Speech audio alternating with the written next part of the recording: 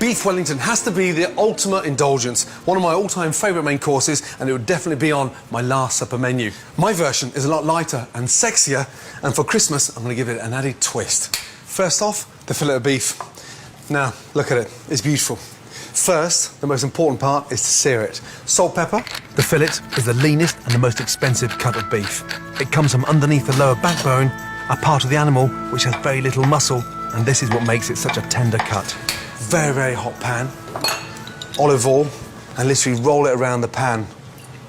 We're not cooking the beef, we're just searing it, which will really help to give another layer of flavour and beef in. Lovely. Now use the side of the pan so the beef sears down the back when you tilt it. It's a secret to get it done quickly. It gives that really nice roasted flavour. Delicious. Once you've got the colour, very carefully lift up the beef and sear it on top and sear it on the bottom. Out and onto the plate. English mustard. What this does now, it gives it a bit of heat. Just lightly brush the mustard over the beef. So really important that you do this as the beef comes straight out of the pan. And as the beef starts to cool down, it absorbs all that heat from the mustard. Horseradish is a really nice alternative as well. Just leave that to sit and relax. As the fillet rests, prepare the filling, which is called a duxelle. Put 700 grams of chestnut mushrooms into a blender, add a chopped clove of garlic, season with salt and pepper, and blitz. Christmas wouldn't be Christmas without chestnuts. And just crumble them in to the mushrooms. The chestnut's sweet, nutty flavour works brilliantly with the earthy taste of the mushrooms. And because they contain more starch and less oil than other nuts, they have a much softer texture that is perfect for the filling. That smells amazing. It smells like Christmas. Once the mixture is finely chopped, cook in a hot, dry pan. This removes the water from the mushrooms and intensifies the flavour.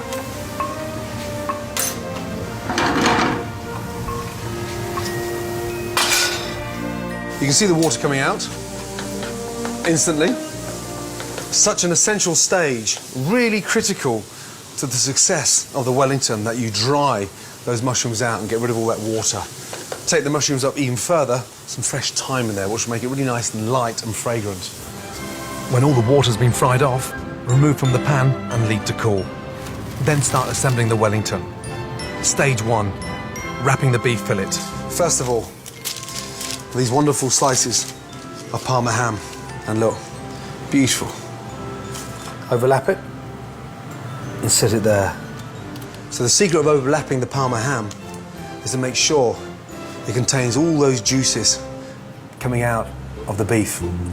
In the traditional recipe for beef Wellington, a thick chive and spring onion pancake is used instead of ham. But the Parma ham makes the dish much lighter, and its sweet, salty flavour really complements the mushroom and chestnut filling. A little touch of pepper, no salt because the ham is naturally salty. Just a little twist of pepper. And then from there, your mushrooms.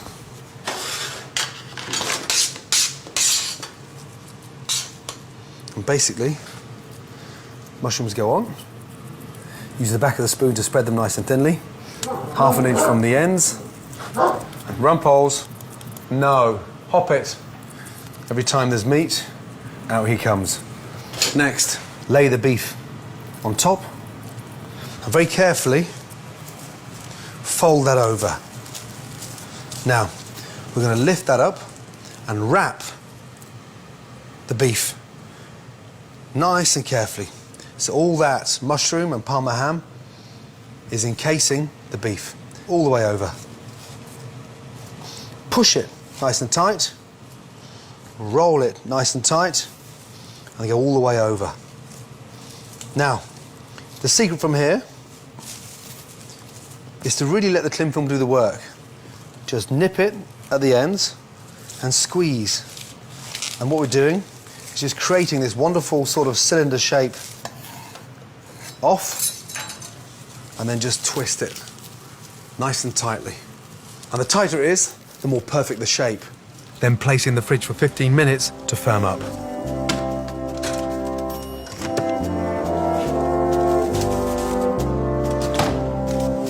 Once it's set, it's ready for the final wrap. A little bit of cling film, puff pastry, beef. Now, very carefully, first roll the puff pastry over the beef until the two edges meet. Then trim off any excess pastry and twist the ends together to ensure the beef is completely sealed in its pastry case. To set that perfectly and get it really nice and firm, to make it really cylinder type, cling film over and just pull that nice and tight.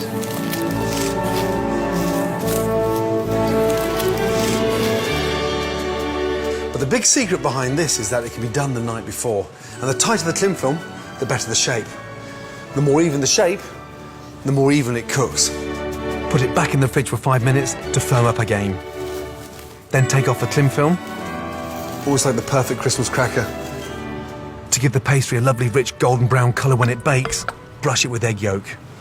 And then finally, you don't have to do this, but it's a chefy thing, a little bit of decoration.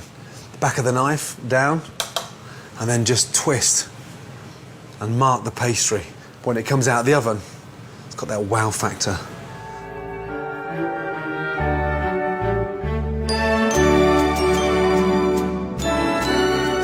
Add a generous sprinkle of salt to ensure the pastry becomes lovely and crisp. Then bake in an oven at 200 degrees for around 35 minutes, depending on how rare you like your beef. Once out of the oven, it's crucial you let the Wellington rest for at least 10 minutes. This allows the meat to relax and reabsorb its delicious juices, making sure it's tender and succulent. Nice and gently. Hear that pastry, how crisp that is. This is the bit we've been waiting for. Oh, wow. My God. I'm in heaven. And for me, if you want a really nice change to roast turkey, this has to be the ultimate for the table. It smells Christmassy. The chestnuts, the mushrooms, and that nice crisp pastry on the outside. Look at it. I'm ready to die and go to heaven.